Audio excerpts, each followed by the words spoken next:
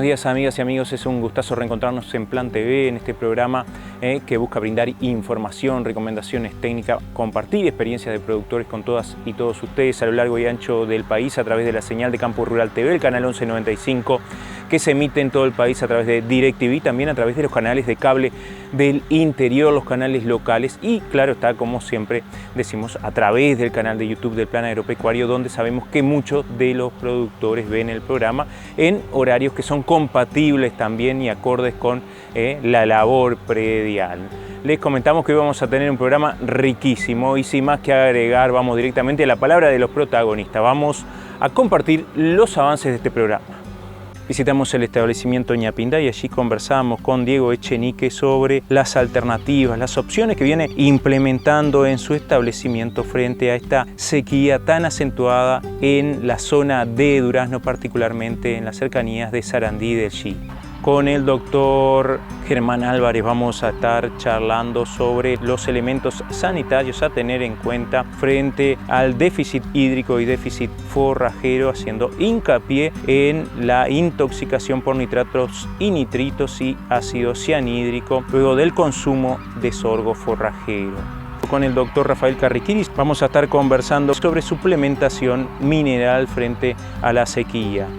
Inauguramos una nueva sección histórica de relatos, de cuentos sobre personajes que hicieron a la ciencia, a la producción, están vinculados de una u otra forma con la producción agrícola. En este caso vamos a estar charlando con Marcelo Pereira sobre Charles Darwin, su historia, cómo nace la teoría de la evolución. Con el presidente de la Sociedad Uruguaya de Pastoreo Racional, el ingeniero agrónomo Alejandro Michelena, charlamos sobre esta gremial, cómo se formó, su historia, qué labores viene realizando, cuántos y quiénes son sus socios. También sobre el primer congreso de Pastoreo Racional que se va a estar realizando el 24 y 25 de marzo en Durazno.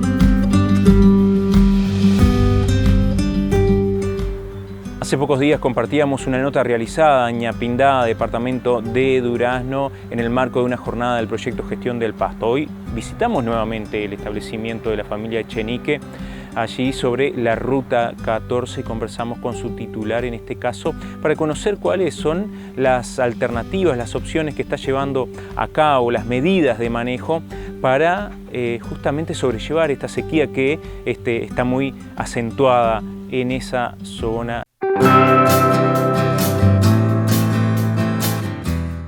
Bueno, estamos acá en Ñapinda, en Sarandí del Chi, son 300 hectáreas que pertenecen a un campo que es más grande, cerca de 900 hectáreas, que acá se hace la parte de recría de los terneros que llegan de los campos de cría y bueno, y se recrían novillos y vaquillones. Normalmente los terneros se destetan siempre fin de enero o principio de febrero y eso ocurrió como todos los años. La diferencia está que no hay pasto en el campo y simplemente se encerraron, como se encerran siempre, se les enseñó a comer y siguen encerrados en raciones que permitan esa práctica, que es a base de raciones con fibra incorporada. Lo que son vaquillonas que están a campos secos, sin verde, esos están recibiendo alguna suplementación a campo, ya sea puede ser en este momento es con burlanda de maíz o sales proteinadas. Las vaquillonas de sobreaño que están cercanos a los 260 kilos, se cambian, seguimos el programa de cambiar de potrero, en este momento son 2 días, comiendo solo fibra porque es lo único que tienen y se les da 2 kilos de burlanda por día. El manejo habitual de los terneros es, se destetan a camión, se traen, se descargan en las mangas, se les enseña a comer en comederos lineales, fardo más ración de terneros, y después entre la semana y los 10 días se van largando al campo con ración, al 1,2, 1,5% de ración según las circunstancias. Este año en particular, como no hay pasto para comer, se decidió mantenerlos encerrados con la ración de destete, pero con fibra incorporada en comederos autoconsumo. Fue hecho anteriormente. Habitualmente lo que se hace es algún ternero chiquito de menos de 90 kilos se lo deja con autoconsumo, con ración en autoconsumo, para que no tengan que competir con los más grandes por la ración. O sea, se largan los grandes y los chiquitos quedan. Eso a veces se hace, algunos años se hace. Este año todos. En el autoconsumo va la ración que ellos aprendieron a comer en comederos lineales. Después que saben comer, se les incorpora el autoconsumo, el comedor de autoconsumo, que lleva un bolsón, unos 500 kilos más o menos. Y es la misma ración, en este caso es de 18% de proteína, que se le incorpora cáscara de arroz, viene de fábrica, ¿no? Para que puedan vivir solo a ración. En otras ocasiones, cuando uno lo hace a los chiquitos, es hasta los 120 kilos, se incorpora en el campo más ración. En este caso, como es incertidumbre total el tema del clima, y van a seguir así. No hay otra forma que sigan así. Capaz que más de 150 kilos pueden ir al campo con ración a comer de la milla seca, pero hoy, como está planteada la cosa, posiblemente lo que haya que hacer es hacer 2 lotes, uno con un autoconsumo con 18 que sean los chiquitos o 16 que sean los chiquitos y otro con menos proteína para los más grandes. Pero siempre, si están cerrados, con fibra. Es más caro, no significa que no sea redituable, ¿no? Porque es de las formas, creo que de encierro, de la que de por sí es redituable en la relación kilos ganados, costo de ración, ¿no? Tiene otras implicancias, sí, requiere bastante observación de bostas, de que la sanidad digestiva de los animales, por un lado, y después se prestan a enfermedades que no son habituales, por ejemplo en las neumonías. Bueno, estar atento, observarlos. Si bien es fácil porque uno viene capaz que con unos bolsones y da ración día por medio, porque llena los comederos, después también hay que observar, ¿no? Comportamiento, la parte de bostas, la parte si tosen, si están tristes, digo, hay que. Para mí no es el ideal, para mí el ideal es que coman pasto más ración, pero en estas circunstancias hay que estar arriba de ellos mirándolos. Este año, porque es reciente, todavía no he medido ganancia diaria. Lo normal es las de libro, es 1,100 kg por ahí por ternero por día. Entre 1 kilo y estas raciones así, 1 kilo, 1,100 kg.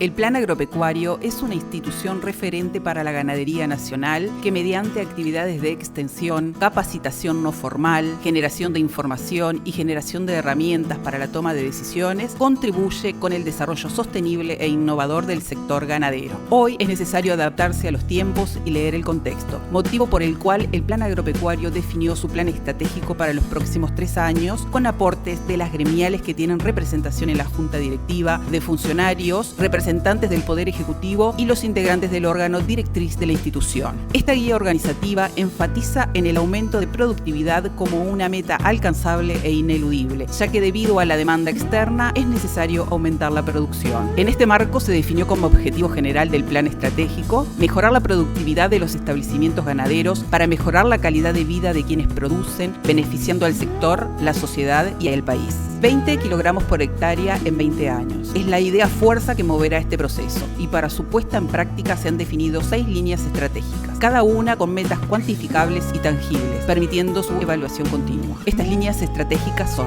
1. Liderar un programa de extensión nacional para productores agropecuarios con foco en ganadería, integrando procesos de diversificación como estrategia empresarial. 2. Capacitar para construir un Uruguay con más y mejores capacidades. 3. Generar información y herramientas para la toma de decisiones empresariales, haciéndolas disponibles para los productores. 4. Promover y mejorar la comunicación con los usuarios de los servicios brindados por el Plan Agropecuario. 5. Generar proyectos que mejoren la producción y el negocio de los productores de manera sustentable. 6. Fortalecer los principales activos institucionales, el capital humano, los equipos y la imagen del Plan Agropecuario. Con este mapa, que guiará a la institución durante los próximos 3 años, nos proponemos continuar cumpliendo los objetivos institucionales expuestos en la Ley de Creación del Plan Agropecuario, manteniendo el compromiso con el desarrollo de los productores, el sector ganadero y el país. Para conocer el plan estratégico completo, acceda a planagropecuario.org.uy. Vos que tenés un predio con bosque nativo, registralo. Nos protege de eventos climáticos extremos, mejora la calidad del agua y protege los suelos de la erosión. Registrar el bosque nativo da beneficios tributarios. Informate en el sitio web del MGAP.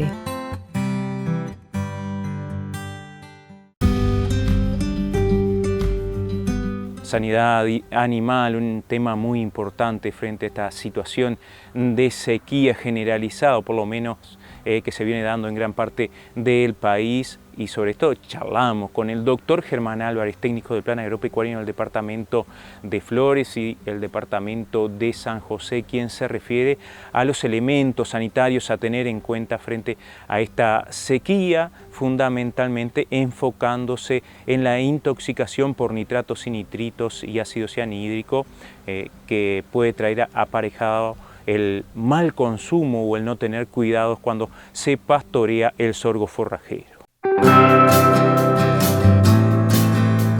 De acuerdo a la sequía, obviamente, sabemos histórica en muchas zonas del país, muchas veces hay temas sanitarios que emergen en esta situación, ¿verdad? Al cambiar estas condiciones ambientales, quizás enfermedades donde son más comunes en años normales disminuyen notablemente su prevalencia, pero por lo contrario hay algún tipo de evento sanitario que puede, digamos, emerger en estas situaciones. Y bueno, hemos sabido de algún caso, por ejemplo, si hablamos algo de temas infecciosos, enfermedad infecciosa, algún brote de carbunco en estas situaciones se puede dar, y bueno, hemos tenido conocimiento que se han dado. Esta condición ambiental, el carbunco tiene la característica que en los potreros y en los campos donde la enfermedad es frecuente, esa bacteria en forma de espora es muy resistente al ambiente, y bueno, los animales, dado el bajo déficit forrajero y consumen más cerca del suelo, hay más posibilidad de digestión de esa espora, y bueno, y se da algún caso, algún brote de carbunco. También da el déficit forrajero bien marcado en algunas zonas del país, el tema plantas tóxicas, plantas que normalmente en años normales no son consumidas por los animales, bueno, se da también algún episodio. Quizá el caso más común es lo que es el duranillo negro, el Centrum Parky, bueno, que es una planta que genera intoxicación aguda en el hígado, con muerte de forma aguda de animales, y bueno, también en estas situaciones se dan esa problemática.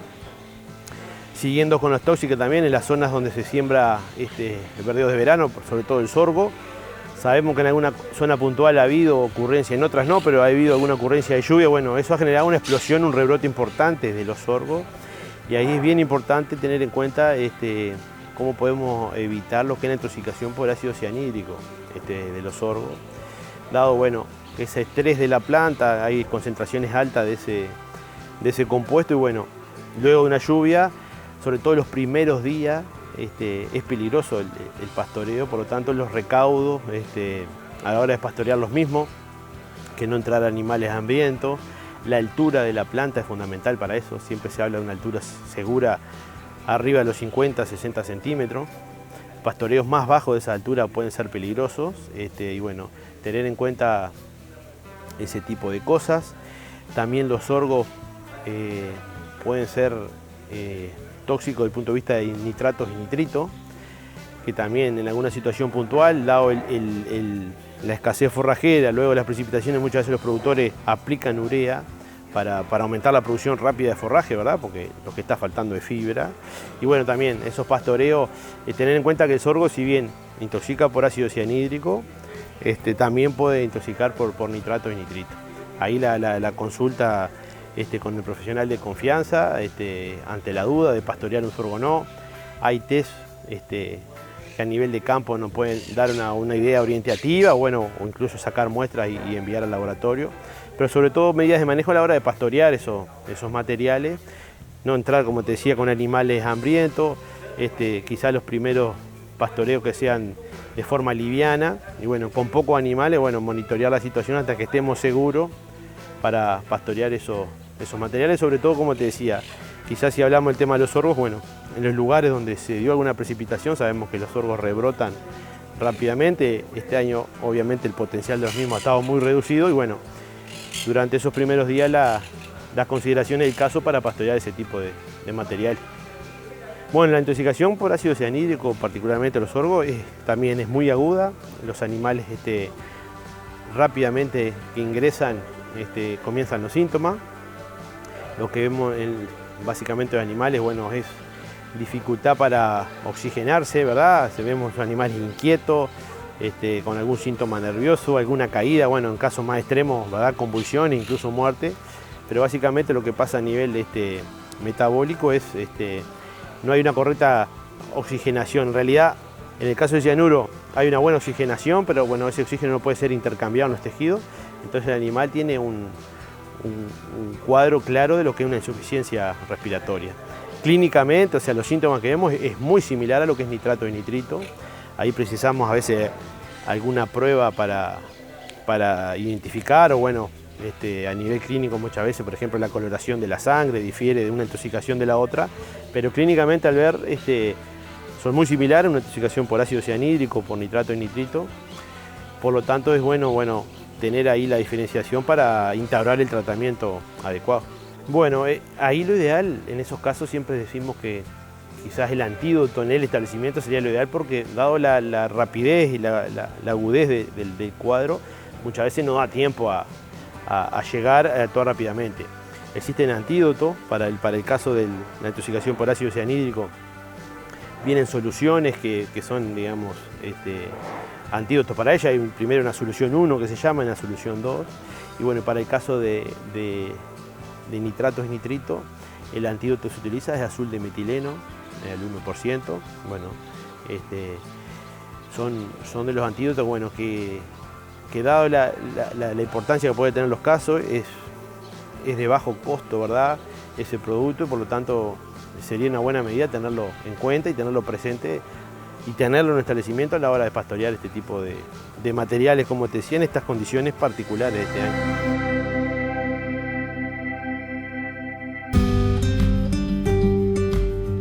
Estuvimos conversando con el doctor Rafael Carriquiri, técnico del Plan Agropecuario en el departamento de Rivera, sobre la deficiencia de minerales en el rodeo frente a esta situación de sequía, cómo afecta a los animales y cuáles son los posibles tratamientos. Las funciones de los minerales en la nutrición animal son múltiples y se reconocen alrededor de entre 16 y 20 minerales que son esenciales para el desarrollo de las vacas. Y particularmente dentro de eso hay 7 u 8 que llamamos microminerales, cuyas funciones no tienen que ver tanto con estructura, sino con sistemas enzimáticos, con metabolismo, con hormonas. Y bueno, entonces en situaciones particulares, las demandas de estos microminerales aumentan mucho, particularmente las situaciones de estrés. Las situaciones de estrés aumentan las demandas de microminerales porque desafían en particular el sistema inmunitario. Y varios de los microminerales están muy vinculados con el estatus o con la capacidad que tiene el animal de defenderse de las agresiones que el ambiente le genera. Cuando hablamos de microminerales, hablamos de minerales que el animal requiere en muy pequeñas cantidades, miligramos todos los días, requiere algunos miligramos. Y nos referimos en particular, en el caso de Uruguay, tenemos certeza de que al menos el cobre, el zinc y el selenio son minerales que con frecuencia no están en niveles suficientes en la dieta de las vacas a pastoreo. Particularmente esta situación se agrava cuando se presentan situaciones de sequía. Cuando hay una situación de sequía, las pasturas están con menor calidad desde el punto de vista nutritivo, en cuanto a la proteína, la digestibilidad y la energía, por supuesto, pero también en cuanto a los minerales. Y por otro lado, la subnutrición o el proceso que genera la subnutrición en el animal también genera un desafío mayor del sistema inmunitario, por lo cual requiere niveles especialmente altos de microminerales. Todo esto lo digo para reubicar lo que significan las suplementaciones minerales en proceso de sequía. No cuando la vaca está fundida, de muy mal estado, con una grave subnutrición, en esa situación no tiene mucho para aportar los microminerales. Pero cuando la vaca está en un estado aceptable, cuando su organismo está en condiciones de responder y aún está en un ambiente restrictivo, los microminerales cumplen una función en el nivel metabólico, ¿verdad? Entonces los microminerales en particular son importantes tenerlos presentes a la hora de suplementar en condiciones de subnutrición, no en condiciones extremas, en las condiciones que en muchas situaciones estamos viendo que la gente ha tomado medidas, tiene alguna reserva de forraje de baja calidad o está suplementando de determinada manera. En este momento, en esas circunstancias, los microminerales, y me refiero al cobre, al zinc y al selenio en particular, no optar por suplementaciones inyectables multiminerales que tengan una gran cantidad de compuestos, sino que tengan particularmente estos 3 minerales. Es una buena alternativa que el productor debe considerar en su sistema. Existen formas de conocer cuál es el estatus mineral a nivel del animal. Tomando muestra de sangre se pueden hacer perfiles minerales, o sea, análisis de sangre que nos indican cuáles son los niveles de minerales que hay en sangre y cuáles son los que eventualmente en nuestro establecimiento pueden estar generando más problemas o no. Pero más allá de esto, me parece que puede ser una recomendación general que en ciertas circunstancias no sea la adecuada, pero en términos generales podemos decir que la demanda va a ser alta, o sea que más allá de que puede ser circunstancialmente normal, la demanda en situaciones de subnutrición o de desafíos ambientales importantes, como la ola de calor, por ejemplo, que hemos pasado y que se puede volver a repetir, son situaciones en las que exigen demandas extras de estos microminerales que deben tenerse presentes. Por lo tanto, es una buena práctica suplementar con estos microminerales cuando uno espera o cuando se presenta un desafío de este tipo. La suplementación mineral, y no me refiero a una suplementación mineral general, me refiero otra vez, cuando hablamos de suplemento mineral no me refiero a agarrar un multimineral, un multivitamínico que tiene un montón de componentes. Me refiero a tomar productos que tengan 3 o 4 microminerales. Debería ser una estrategia de prevención en estas circunstancias, una estrategia de prevención más allá de estrategias de compensación o de suplementación a nivel del establecimiento. Amigas y amigos, hoy vamos a comenzar una nueva sección. Vamos a estrenar la sección histórica de relatos, de cuentos, de la mano del ingeniero agrónomo Marcelo Pereira, quien nos va a estar dando las primeras impresiones sobre un personaje histórico, creador de la teoría de la evolución como es Charles Darwin, este científico naturalista inglés que todos hoy conocemos a partir de esta teoría. Estuvo aquí en Uruguay, pero en esta primera sección vamos a compartir el comienzo de la historia, su niñez, su adolescencia, sus estudios y cómo llega a ser tripulante de esta embarcación con la que recorrió el mundo. Elegimos un escenario justamente para tener estas charlas, como son las costas del río Uruguay, más precisamente el saladero de Guavillú. También tenemos esa perla histórica que vamos a estar mostrando en un primer momento y bueno, aprovechar esta sapiencia y capacidad de contar del ingeniero agrónomo Marcelo Pereira. Nos encontramos en el departamento de Paysandú, en la localidad al norte de Quebracho, más precisamente en el saladero de Guavillú. Una explotación de origen británico inglesa que ocurrió en el siglo XIX. Para aquí venían todos los ganados de la zona, había una estancia que abarcaba gran parte de la vuelta del saladero del Guavillú y como todos los saladeros hacían su movimiento usando el río Uruguay. Se puede establecer así una ruta de los saladeros que comienza con el saladero de la Caballada, que da origen al frigorífico de la Caballada, donde está asentado actualmente. Más al sur, el saladero de El Hervidero, que se encuentra un poquito al norte de aquí, de Guavillú, el saladero de Guavillú. Y si seguimos hacia el sur, tenemos el saladero de San Francisco, el saladero de Santa María, más precisamente ubicado en la entrada del puente Paysandú-Colón. Y hacia el sur tenemos el que dio origen al frigorífico Casablanca, Santa Elisa y finalmente Bopicuá. Eran explotaciones muy intensivas para la época y fueron los antecesores del frigorífico.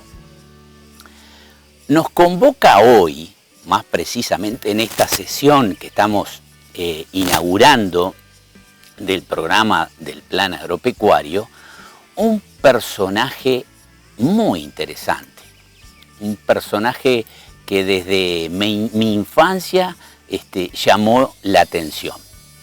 Si bien en la escuela o en el liceo no me hablaron mucho de él, me hablaron de algunos contemporáneos como Gregor Mendel, el famoso monje que trabajó con los guisantes y fue el precursor o el padre de lo que hoy llamamos la genética, pero al mismo momento que estaba trabajando Mendel, también existió este personaje que se llamó Charles Darwin.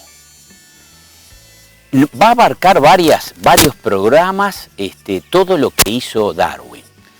En primera instancia haremos un pantallazo general de su vida, luego algo asombroso, interesante, que fue el viaje que él realizó durante los años 1831 a 1836, donde dio la vuelta al mundo durante esos años y hizo muchísimas observaciones y colectas de ejemplares para luego, mucho tiempo después, fíjense que este viaje terminó en 1936, y en 1859 publica el famoso trabajo El origen de las especies por selección natural.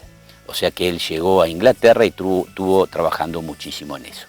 Así que en ese viaje va a haber un programa prácticamente exclusivo sobre ese viaje, y trataremos de hacer énfasis en su estadía en el Uruguay.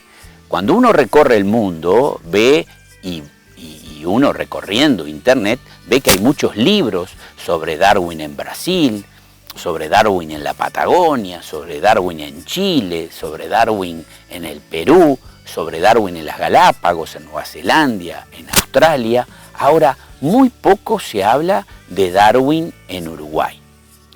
Él estuvo bastante tiempo, hizo fundamentalmente 2 excursiones dentro de aquí del Uruguay, y bueno, nos referiremos a eso. Y también trataremos, por supuesto, qué es la teoría de la evolución, explicándola en forma bastante simple, con un lenguaje entendible por todos, y finalmente mencionaremos todas las implicancias que tiene esta teoría, que invadió, entre comillas, otras disciplinas, entre ellas la economía, la política, la psicología, y bueno, causó un gran cambio. Hubo un antes y un después de esta famosa teoría de la evolución elaborada por Charles Darwin y su traducción Carlos Darwin.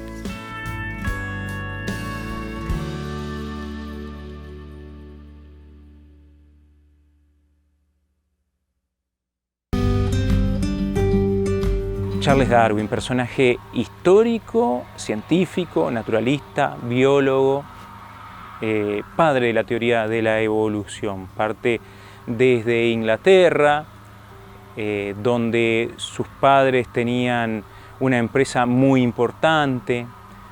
Y bueno, Marcelo Pereira se está refiriendo a todo esto, a su niñez, a su adolescencia, a sus estudios, y cómo llega a ser parte de la tripulación de esta embarcación. Él a sus jóvenes 21 años recorriendo el mundo observando, reflexionando y creando esta teoría de la evolución. Compartimos esta segunda parte de la mano de Marcelo Pereira.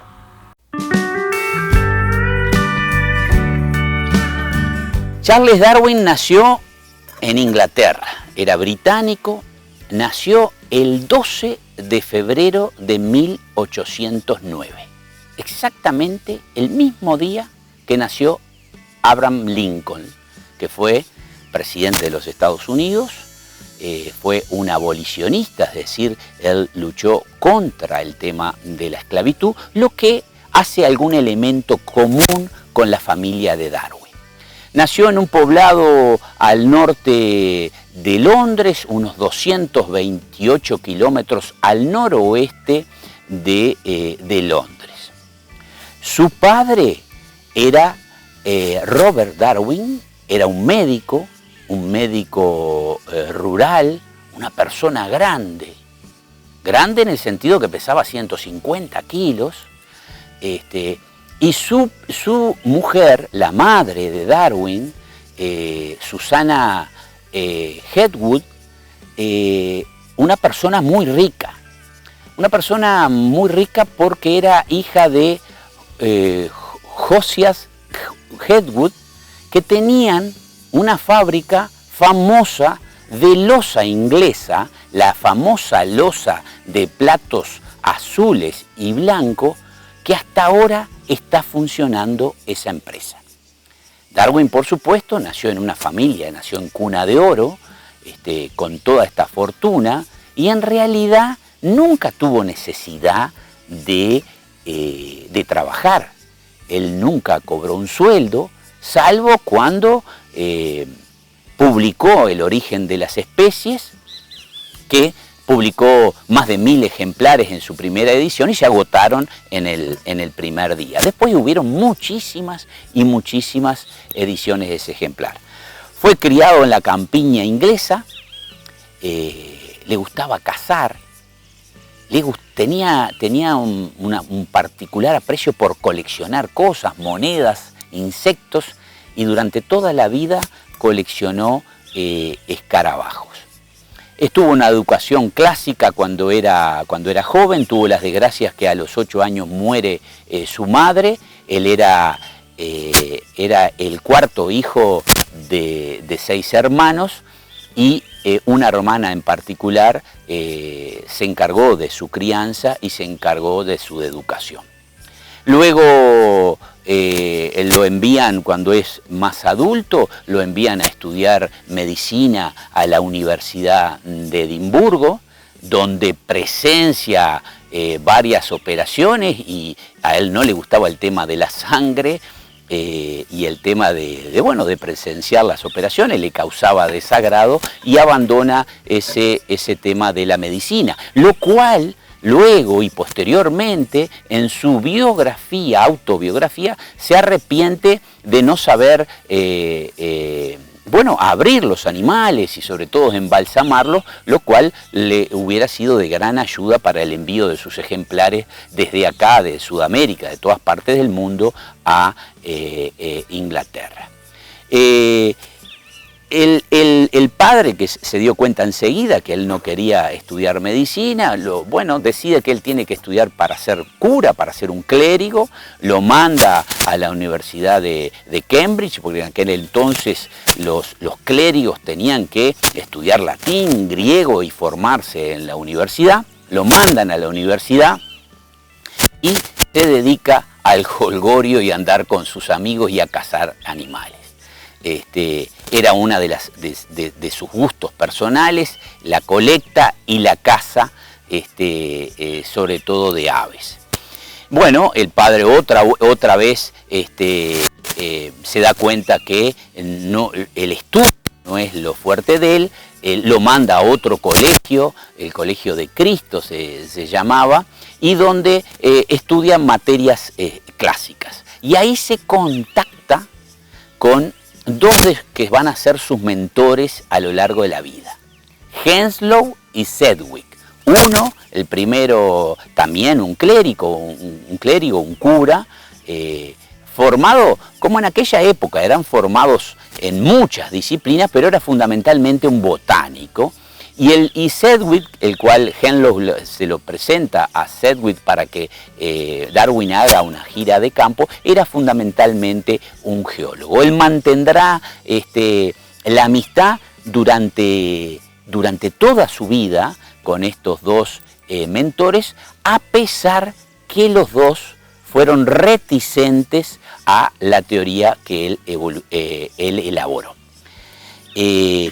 Y bueno, Henlow le aparece el requerimiento de que hay un viaje que se va a hacer durante 2 años, sobre todo con fines de cartografiar Sudamérica, y el comandante o el almirante de ese barco, que era el HMS Beagle, se precisaba alguien que acompañara al capitán, ¿tá? O al almirante. Porque en el viaje anterior del Beagle, el comandante anterior se había suicidado había entrado en depresión y pasaban esas cosas, y se buscaba que alguien de alcurnia acompañara al capitán. Y acá hay que hacer una precisión clara. Darwin no va como naturalista, ¿tá? Darwin va como un acompañante del almirante para darle conversación a lo largo del viaje. El naturalista, contratado para este fin por Fitzroy, que era el almirante del Beagle, era McCormick. McCormick era otro inglés con una amplia experiencia que había participado en las exploraciones polares de William Parry, que intentó 3 veces descubrir el Polo Norte, exactamente donde estaba el Polo Norte, y había fracasado, y McCormick había servido en esas expediciones como cirujano. Él era formado sobre todo en temas de medicina y también era naturalista. Así que el naturalista contratado para este viaje fue McCormick. Cuando Fitzroy se contacta, promocionado por Henlow, quien lo recomienda, y tienen que convencer al padre de Darwin que lo deje ir, también lo apoyaba el tío, que se llamaba igual que el abuelo de Darwin, el fabricante de las losas famosas, que a su vez hay que decir que esa empresa dura hasta ahora, y él fue el pionero de estrategias de ventas de esas losas que hasta ahora siguen vigentes, como dar garantía, como si compro 2 te doy 3, hacer catálogos, todas esas cosas que siguen vigentes hasta hoy. Bueno, promocionan ese viaje, finalmente logran que Fitzroy entreviste a Darwin. Había una teoría en ese momento que uno podía descubrir o intuir el carácter de la persona por la forma de la nariz. Y Fitzroy de entrada casi lo rechaza a Darwin porque, según la forma de su nariz, era una persona floja y que no iba a soportar el largo viaje que inicialmente era por 2 años.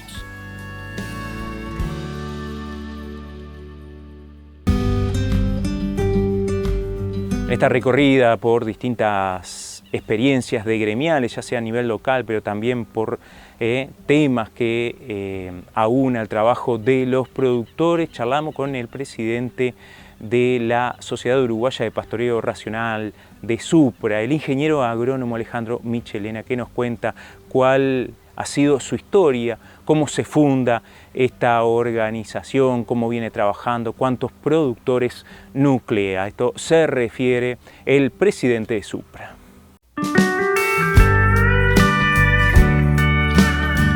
La Sociedad Uruguaya de Pastoreo Racional arranca a partir de intercambios entre productores que teníamos desarrollados, módulos, y que íbamos gradualmente incorporando más áreas de nuestras empresas al pastoreo racional, al ver las bondades que estaba teniendo, sobre todo en estos años. Llevamos 6 sequías en 7 años, y a intentar interactuar entre nosotros, visitarnos unos a otros. La idea original era armar un grupo donde pudiéramos en confianza irnos contando qué íbamos haciendo, pero ya en la primera reunión fundacional éramos 70 y entonces bueno, nos reorganizamos en una estructura donde hay GPR, grupos de pastoreos racionales regionales, distribuidos por todo el país, y una institución más federal, si se quiere, con una organización nacional en la directiva en la que cuidamos tener representantes un poco de todos lados.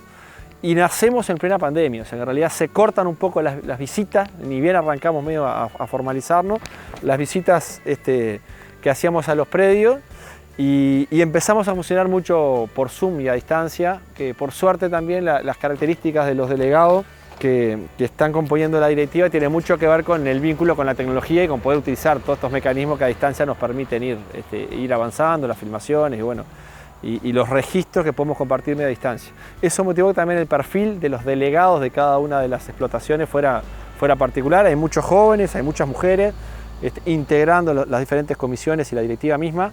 Y bueno, y nace con mucha fuerza, somos casi 350 socios entre familias de productores y algunos técnicos que también integran la sociedad, la inmensa mayoría uruguayos, pero también tenemos socios de la región. Para sorpresa nuestra, en esa primera reunión había más ingenieros de verdad, a decir de ellos, que ingenieros agrónomos. Hay mucha gente que se aproxima a la producción agropecuaria desde diferentes especialidades y experiencias, que hereda algún campo o que invierte en el campo después de tener alguna otra formación de base. Y para nosotros fue una sorpresa importante ver cómo a veces es mucho más sencillo arrancar ya con estos sistemas que incorporan bastante tecnología y que precisan una cabeza distinta, que evolucionar desde otros sistemas más tradicionales, donde bueno, las empresas agropecuarias ganaderas que van quedando son empresas que por algo van quedando, ¿no? Que han sido a veces muy aversas al riesgo y que tienen una estructura media particular. Pero bueno, en una realidad donde tenemos 20.000 productores menos que hace 20 años, 50.000 trabajadores menos, efectivamente acá se logra una intensidad de mano de obra con mucho más materia gris por hectárea, como les gusta decir a algunos pastoreantes, donde la cabeza del pastor es clave, ¿no? En ese encuentro que se da entre la vaca y el pasto, a definir el propio Huacén, todo lo que se produce a partir de eso, donde el manejo, la elección de cómo se da ese encuentro lo hacemos nosotros, los pastores, digamos, y a partir de eso hay mayor producción de pasto, más eficiencia en la cosecha, mayor conversión del pasto cosechado en producto, bueno, etcétera, ¿no? Entonces, bueno, este aterrizaje de las leyes de Huacén, del pastoreo racional, que están desde el 60, pero que se ponen de moda ahora por una coyuntura de precios de insumos y de productos muy particular, donde estas tecnologías de proceso se encuentran en un nicho bárbaro y no hay como una tecnología a la que le llegó el momento. ¿En qué velocidad o en qué medida uno empieza a empotrerar, empieza a mejorar la calidad de agua?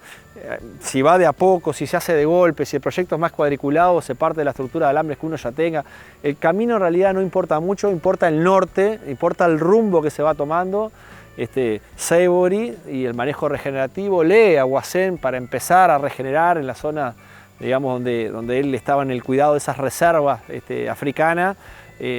El manejo de la pastura después de haber cometido una cantidad de errores. Entonces, en realidad, al fondo, tanto de cuando uno baja por las teorías más de manejo agroecológico, del manejo racional o el manejo regenerativo, nos encontramos con un bienestar animal, un manejo de la pastura y un aprovechamiento un poco de todo el sistema que es muy similar y que es aprobado por un poco todas las escuelas, digamos, ¿no? Después hay diferentes bibliotecas, pero las leyes son las leyes y lo que intentamos luego cumplir todo, cada uno a su manera, y en eso no somos en supra rígidos en decir cuál es la mejor o peor manera. Es un paraguas en el que tenemos mucho más para aprender unos de otros que para discutir en el detalle qué diferencias hay. Las 4 leyes del pastoreo racional de Huacén, 2 tienen que ver con el manejo de los ganados y 2 con el manejo más de los pastos.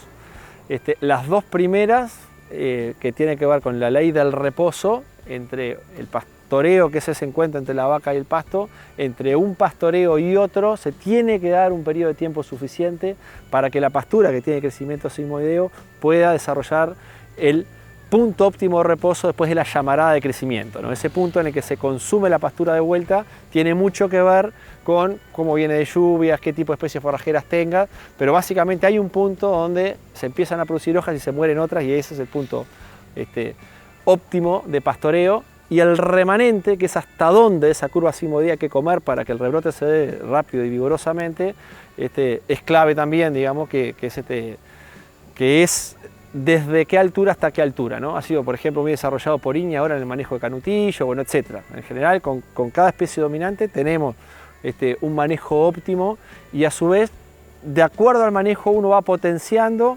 o perjudicando el desarrollo potencial de algunas pasturas, ¿no? Claramente el sobrepastoreo continuo, permanente que hemos tenido en la mayoría de nuestros campos nos ha provocado que las especies invernales ricas hayan sido castigadas especialmente durante mucho tiempo, y cuando uno empieza a dar descansos adecuados en estos manejos se nota y la biodiversidad de nuestros campos naturales, por ejemplo, y también en los diferentes, en las duraciones de las praderas o en las coberturas, uno empieza a tener resultados que son realmente interesantes, ¿no? Bueno, la ley de permanencia implica cuántos días te quedas en la parcela, cuanto menos mejor. El primer día se come en el comedor, el segundo en la cocina, el tercero en el baño. Más de 3 días empieza a haber mermas importantes en el desempeño de los animales, y entonces intentar acotar lo más posible el tiempo de pastoreo, muchas veces en invierno para poder darle el tiempo de descanso suficiente. A veces los días son más en la misma parcela, y bueno, en la medida que el pasto va creciendo más rápido, primavera o verano, dependiendo de la lluvia, se rota más rápido. Y después, bueno, las segundas 2 leyes tienen que ver con ajustar a cada categoría la oferta de mayor calidad, las categorías que tienen requerimientos más ricos en proteína, de repente poder hacer un lote de despunte y uno de repaso.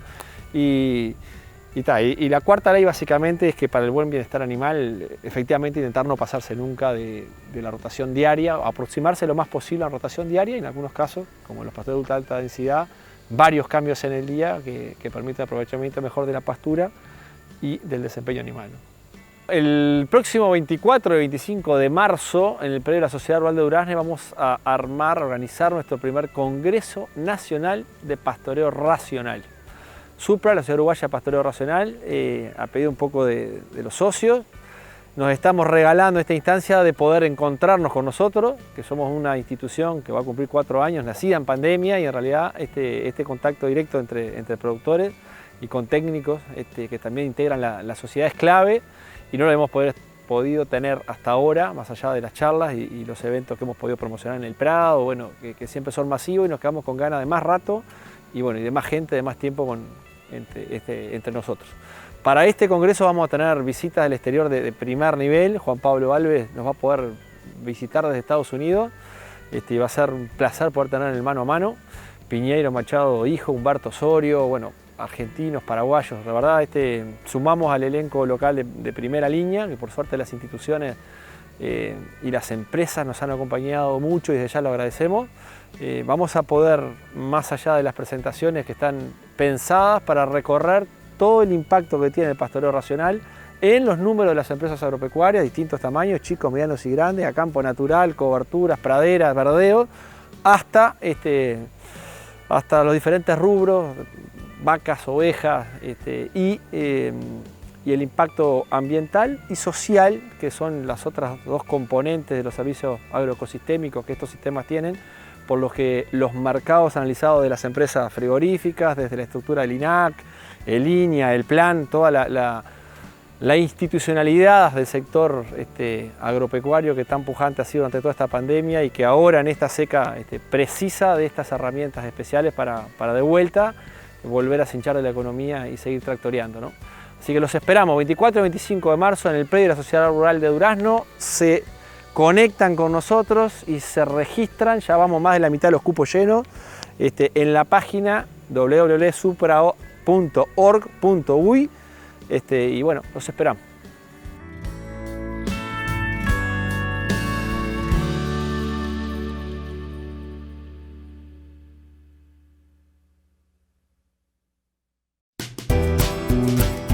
Actividades del Plan Agropecuario para los próximos días. Se va a estar realizando la jornada de apoyo técnico ante la situación actual en el Salón de Mevir de Rebolledo, departamento de Florida, el próximo 8 de marzo a las 10 de la mañana. Se va a estar realizando la actividad atravesando la sequía, compartiendo estrategias en un predio criador familiar en el establecimiento del retorno de la familia Silva Orgen en Camino a Quebrada de los Cuervos, en el departamento de 33. Se encuentran abiertas las inscripciones para realizar el curso a distancia de recrías vacunas, y las inscripciones estarán abiertas hasta el próximo 27 de marzo. El curso estará iniciando el 10 de abril. Se encuentran abiertas también las inscripciones para realizar el curso semipresencial dirigido a técnicos, denominado Facilitación de Procesos Decisionales en Sistemas Agropecuarios. Tiene una duración de 10 semanas, va a estar comenzando el 13 de abril y las preinscripciones estarán abiertas hasta el próximo 27 de marzo. Toda la información, como siempre, en la página web del Plan Agropecuario.